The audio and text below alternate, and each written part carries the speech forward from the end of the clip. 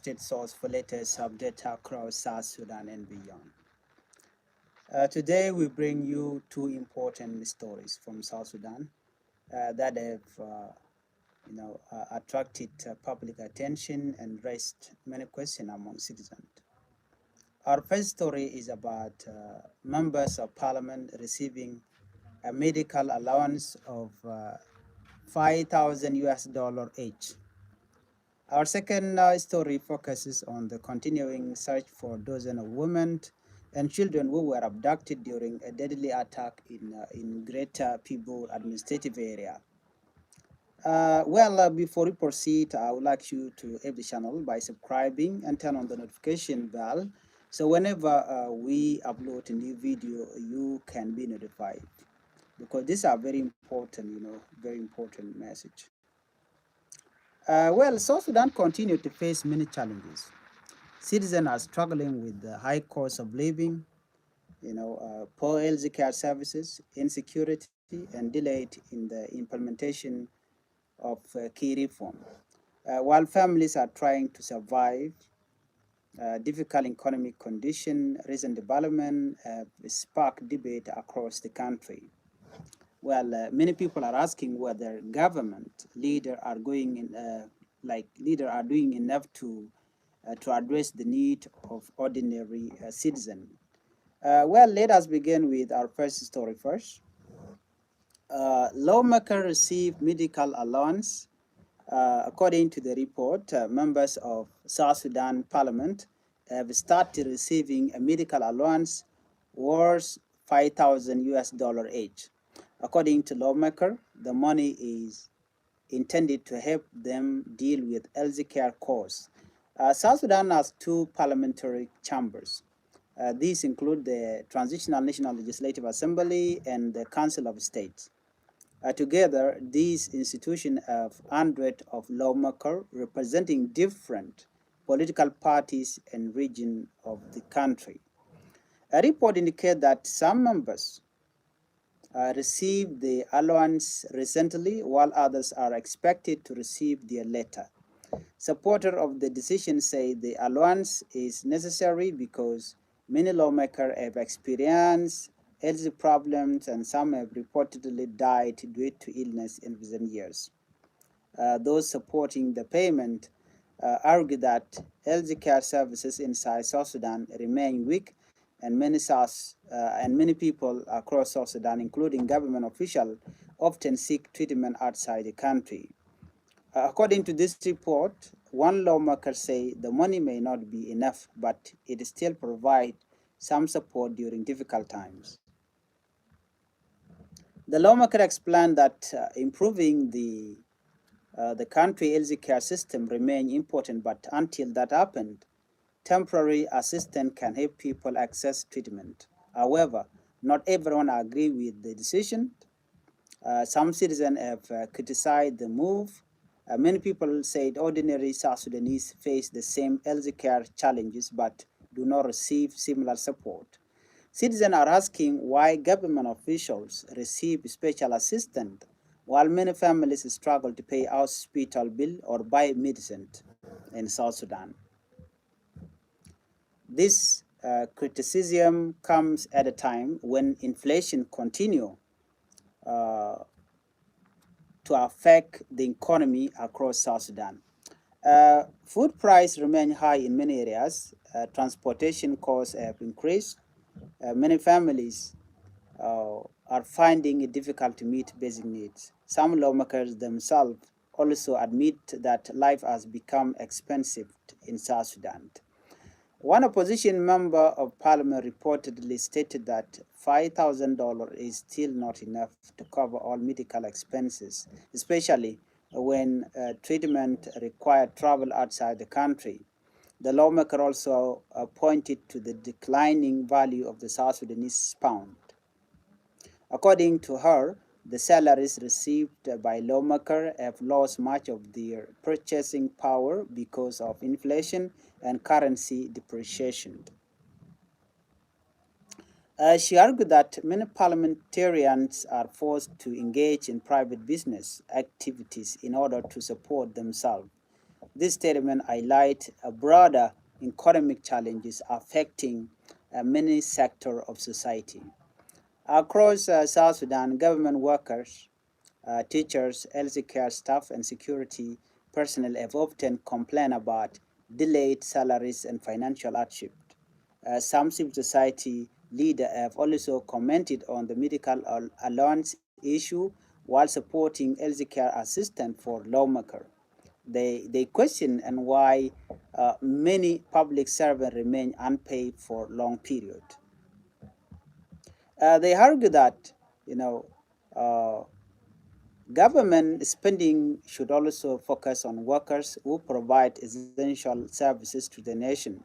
The issue has generated debate on social media. Some citizens believe lawmakers deserved medical support because they serve the country. Others believe government resources should be directed toward improving hospital and healthcare facilities for everyone. The discussion surrounding this allowance reflect a larger problem facing South Sudan. The country healthcare system continues to face serious challenges. Many hospitals lack equipment. Some health centers face shortages of medicine. In rural communities, access to healthcare can be very limited. As a result, many people many people travel long distance seeking treatment. Here is the things. You know, if health care service improve, fewer people, like many citizens believe that long-term investment in hospital, medical training, and healthcare infrastructure is necessary. If healthcare services improved, fewer people may need to travel abroad for treatment. This could benefit both leaders and ordinary citizens. The debate also highlights concern about fairness. People want to know whether government decisions are addressing the need of the wise population. As economic pressure continue, public expectation for accountability remain high. Now let us move to our second major story.